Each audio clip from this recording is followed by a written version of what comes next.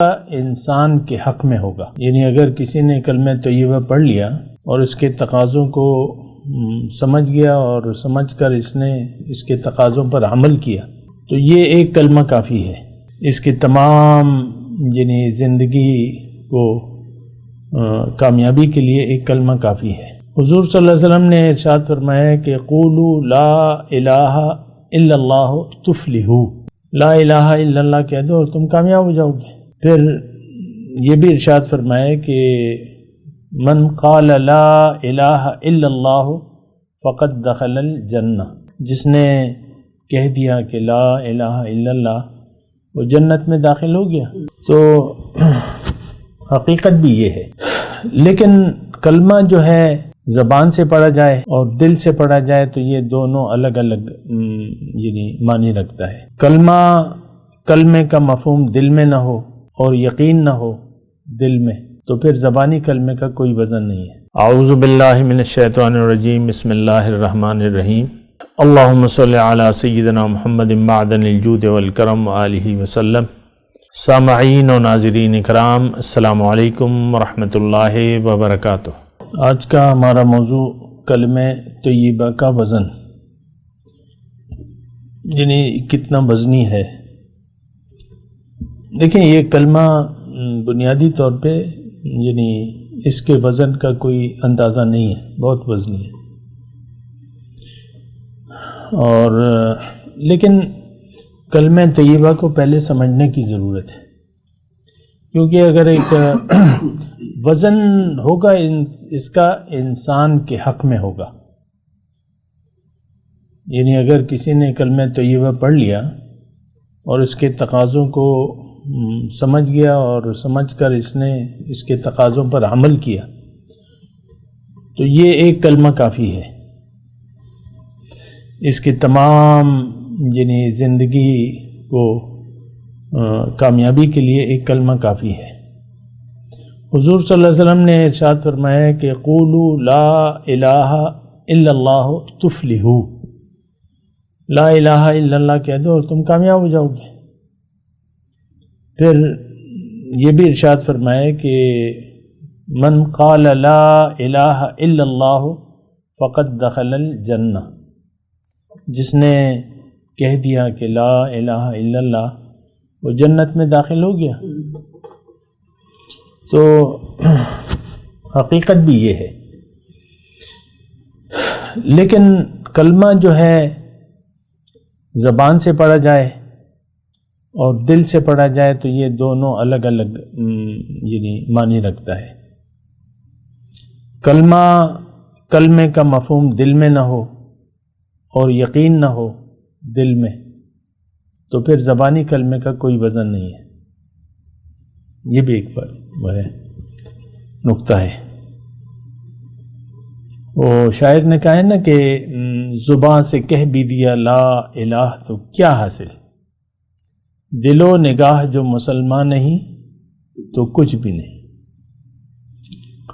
تو آج کا غافل مسلمان تو یہ سمجھتا ہے کہ میں نے کلمہ پڑھا ہوا ہے، میں مسلمان ہوں، تو ٹھیک ہے، اس سے انکار نہیں ہے، یعنی زبانی طور پہ اگر آپ کلمہ پڑھ لیتے ہیں تو قانون اللہ کا یہ ہے کہ آپ پر کوئی اور فتویٰ نہیں لگایا جا سکتا،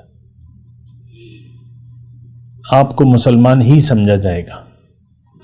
اللہ کے ہاں اس کلمے کے زبان سے کہنے کا کوئی مطلب نہیں ہے۔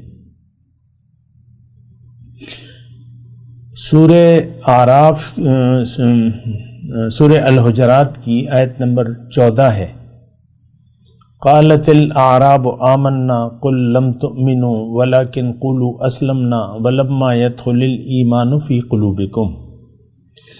یہ دیہاتی آتے ہیں اے رسول آپ کے پاس اور دعویٰ کرتے ہیں ایمان کا، تو آپ ان سے کہہ دیں کہ تم ایمان نہیں لائے ہو، لم تؤمنوا، بس یہ کہو کہ ہم مطیع ہو گئے ہیں اسلامی حکومت کی، کیونکہ فتح مکہ کے بعد معاشرہ ایسا تھا کہ ایک مرکزی حکومت قائم ہو گئی تھی، تو قبائل میں اگر جو لوگ نہیں بھی جانتے تھے کلمے کے مطلب کو وہ لوگ بھی مسلمان ہو گئے، تو لیکن وہ کلمے کے مطلب کو نہیں جانتے تھے. اعمال صالحہ کی حقیقت سے وہ لوگ آگاہ نہیں تھے. ایسے لوگ زبان سے انہوں نے کہہ دیا تھا. پھر اس کلمے کی بنیاد پہ اپنے لیے حقوق کے بھی دعوے دار تھے حضور صلی اللہ علیہ وسلم سے. تو اللہ تعالیٰ نے انکار کیا ہے.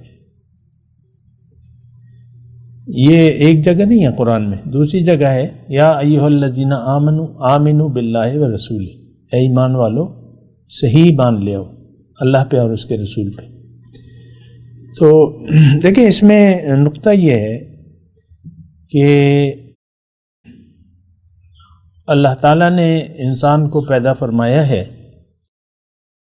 اور اس کی کامیابی جو ہے اللہ تعالیٰ نے اس کلمے میں رکھ دی ہے. یعنی اگر انسان مسلمان ہو جائے اور مسلمان ہو کر کلمہ پڑھ لے اور کلمہ پڑھ کر پھر ایمان کے تقاضے پورے کرے تو یہ کامیاب ہو جائے گا اور یہ جنتی ہے.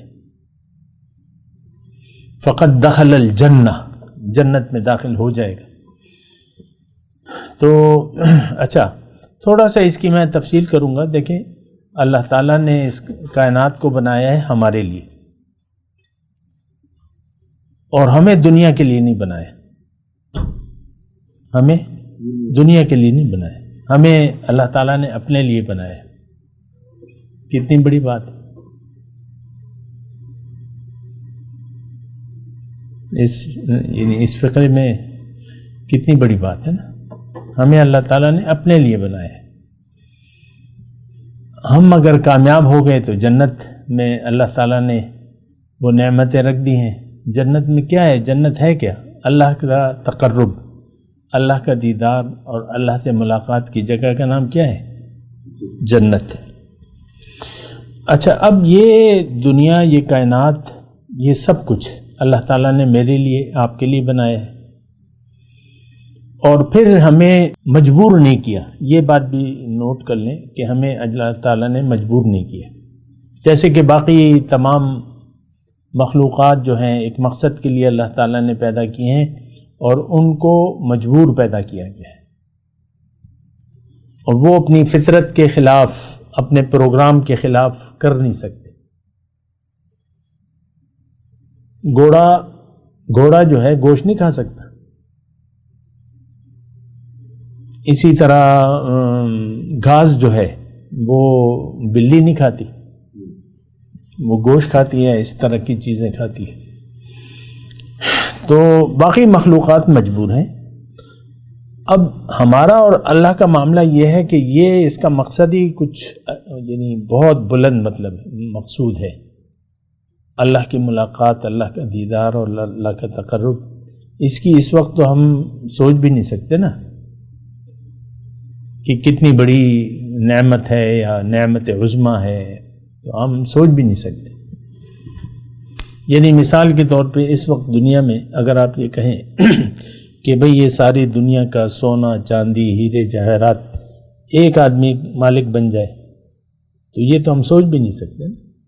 دنیا میں جتنا سونا, چاندی, جواہرات, ہیرے وغیرہ جو بھی ہیں وہ ایک آدمی اس کا مالک بن جائے تو یہ ایسا تو ہم سوچ بھی نہیں سکتے, ایسا ہو نہیں سکتا. تو اس طریقے سے کچھ ہے یہ معاملہ. بہت بڑی نعمت عظمیٰ الفاظ تو ہیں لیکن ابھی ہمیں اس کی گہرائی کا اندازہ نہیں ہے. تو یہ نعمت عظمیٰ اللہ تعالیٰ نے ہمیں بخشنے کے لیے, ہمیں دینے کے لیے, اور یہ بھی اللہ تعالیٰ اپنے فضل سے دے گا. یہ بات بھی نوٹ کر لیں. یعنی بندگی اللہ کا حق ہے اور ہمارا اللہ پہ کوئی احسان نہیں ہے. اگر کوئی بندگی کرتا ہے, مال اور جان کو خرچ کرتا ہے یا اللہ کے لیے اگر کوئی زندگی گزارتا ہے, اس کا اللہ پہ کوئی احسان نہیں ہے بلکہ یہ اللہ کا حق ہے. تو کیونکہ بات ماننا, اس میں ساری بات کیا ہے کلمہ طیبہ میں؟ بات مانو, اللہ کی بات مانو, اللہ کے حکم کے سامنے سر جھکا دو. تو یہ تو مطلب ظاہر ہے کہ اللہ نے پیدا فرمایا ہے، ساری دنیا میرے لیے بنائی ہے، ساری نعمتیں میں اس کا کھا پی رہا ہوں، تو بات تو اسی کے ماننا ہے میں نے، یہ حق ہے اس کا۔